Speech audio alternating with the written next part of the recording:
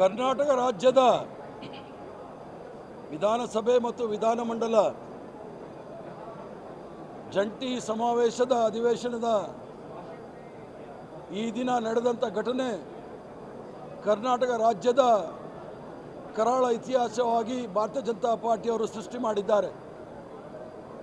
ಕರ್ನಾಟಕ ರಾಜ್ಯ ನೆಲದ ಕಾನೂನಿಗೆ ಗೌರವ ಕೊಡ್ತಕ್ಕಂಥ ರಾಜ್ಯ, ಸಂವಿಧಾನದ ಮೇಲೆ ಅಪಾರವಾದ ಗೌರವವನ್ನು ಇಟ್ಕೊಂಡಿರ್ತಕ್ಕಂಥ ರಾಜ್ಯ,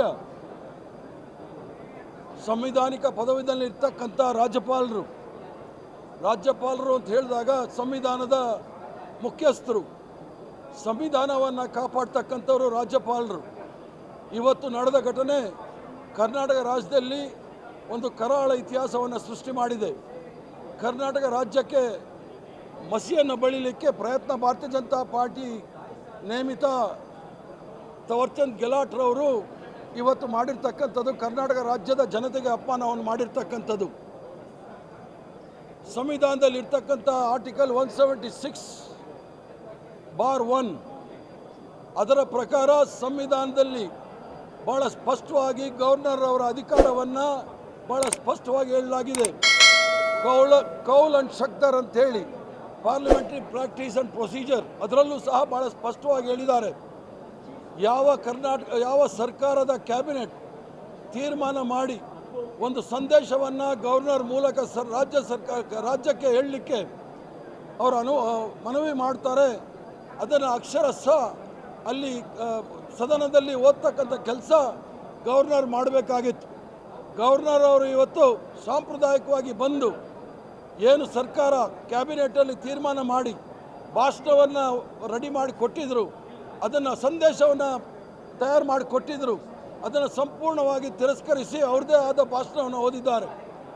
ಈಗಾಗಲೇ ಸುಪ್ರೀಂ ಕೋರ್ಟು ತಮಿಳುನಾಡು ಗವರ್ನರ್ ವಿಚಾರದಲ್ಲಿ ಮತ್ತು ಇನ್ನೂ ಹಲವಾರು ಗವರ್ನರ್ಗಳ ವಿಚಾರದಲ್ಲಿ ಭಾಳ ಸ್ಪಷ್ಟವಾಗಿ ಹೇಳಿದ್ದಾರೆ. ಗವರ್ನರ್ ಅವರು ಎಕ್ಸ್ಟ್ರಾ ಕಾನ್ಸ್ಟಿಟ್ಯೂಷನಲ್ ಅಥಾರಿಟಿ ಏನೂ ಅಲ್ಲ.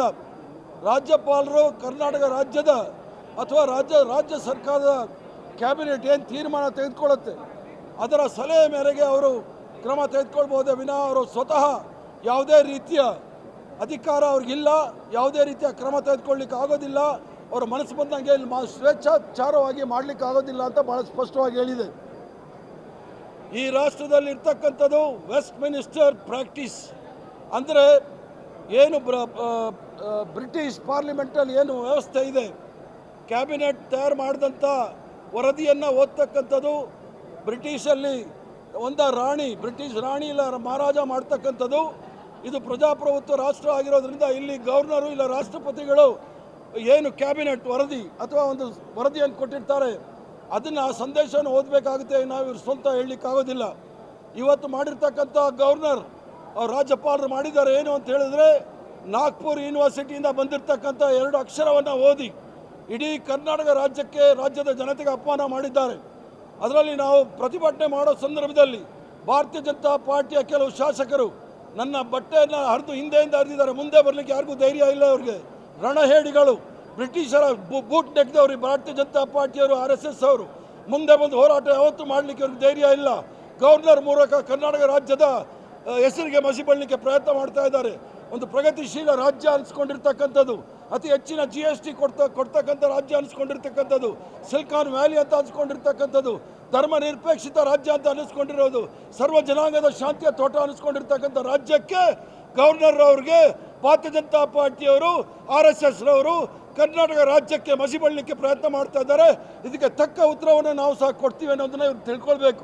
ಏನಾದರೂ ಭಾರತೀಯ ಜನತಾ ಪಾರ್ಟಿ ಅವ್ರಿಗೆ ಧೈರ್ಯ ಇದ್ದರೆ ನನ್ನ ಎದುರಿಗೆ ಬಂದು ಹೋರಾಟ ಮಾಡಲಿ, ನನ್ನ ಎದುರಿಗೆ ಬಂದು ಚರ್ಚೆ ಮಾಡಲಿ ಸದನದಲ್ಲಿ, ಅದಕ್ಕೆ ಉತ್ತರ ಕೊಡ್ತೀನಿ.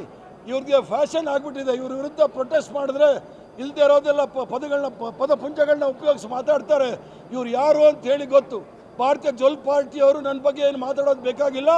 ಇನ್ನೂ ಸಹ ಈ ಥರ ಮುಂದೆ ಹೊಡೆದ್ರೆ ಇನ್ನು ಯಾವ್ಯಾವ ರೀತಿ ಪ್ರತಿಭಟನೆ ಇವ್ರು ಎದುರಿಸಬೇಕಾಗೋದು ಇವ್ರು ನೋಡಬೇಕು. ನಾವೇನು ನಾಗ್ಪುರ್ ಯೂನಿವರ್ಸಿಟಿಯಿಂದ ತಯಾರಾಗಿರ್ತಕ್ಕಂಥವ್ರಲ್ಲ, ಬೆಂಗಳೂರು ಯೂನಿವರ್ಸಿಟಿನಲ್ಲಿ ತಯಾರಾಗಿರ್ತಕ್ಕಂಥವ್ರು.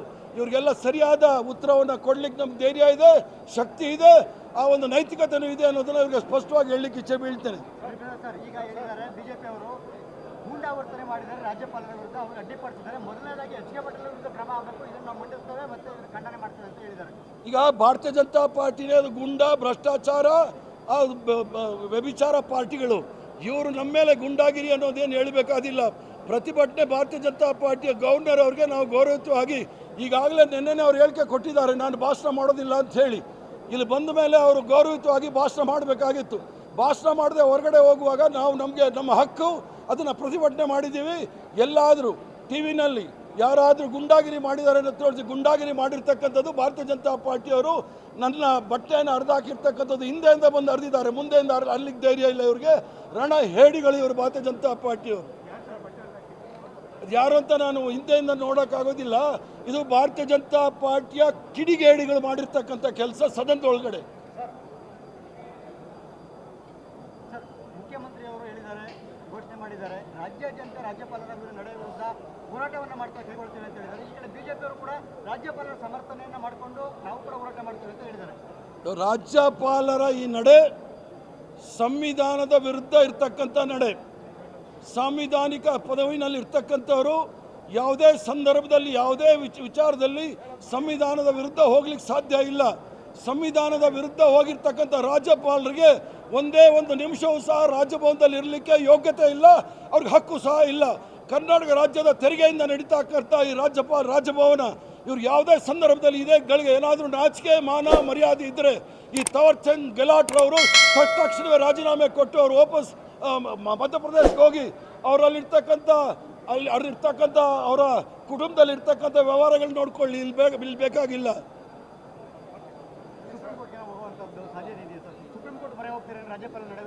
ಅದೆಲ್ಲ ತಾವು ಮುಖ್ಯಮಂತ್ರಿಗಳನ್ನ ಕೇಳಬೇಕು. ಮುಂದಿನ ಹೆಜ್ಜೆ ಮುಖ್ಯಮಂತ್ರಿಗಳು ಮತ್ತು ಪಕ್ಷ ಏನು ತೀರ್ಮಾನ ತೆಗೆದುಕೊಳ್ಳುತ್ತೆ ಆ ವಿಚಾರದಲ್ಲಿ ನಮ್ಮ ಹೋರಾಟವನ್ನು ನಾವು ರೂಪುರೇಷೆಗಳನ್ನು ಮಾಡ್ತೇವೆ.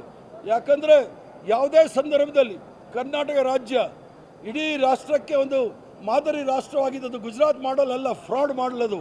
ಕರ್ನಾಟಕ ರಾಜ್ಯ ಇಡೀ ರಾಷ್ಟ್ರಕ್ಕೆ ಮಾದರಿಯಾದಂಥ ರಾಜ್ಯಕ್ಕೆ ಮಸಿ ಬಳ್ಳಲಿಕ್ಕೆ ಭಾರತೀಯ ಜನತಾ ಪಾರ್ಟಿಯವರು, RSS ಅವರು, BJಪಿಯವರು ಪ್ರಯತ್ನ ಮಾಡ್ತಾರೆ. ಅದನ್ನು ನಾವು ಖಂಡಿಸ್ತೇವೆ. ಲೇಟೆಸ್ಟ್ ಹಾಗೂ ಇಂಟ್ರೆಸ್ಟಿಂಗ್ ಸುದ್ದಿಗಳಿಗಾಗಿ ಬಾಸ್ ಟಿವಿ ಕನ್ನಡ ಚಾನೆಲ್ನ ಸಬ್ಸ್ಕ್ರೈಬ್ ಮಾಡಿ. ಹಾಗೆಯೇ ಬೆಲ್ ಐಕಾನ್ ಪ್ರೆಸ್ ಮಾಡಿ. ಇದರ ಜೊತೆಗೆ ಫೇಸ್ಬುಕ್, ಇನ್ಸ್ಟಾಗ್ರಾಮ್, ಎಕ್ಸ್ನಲ್ಲೂ ಮಿಸ್ ಮಾಡದೆ ಫಾಲೋ ಮಾಡಿ.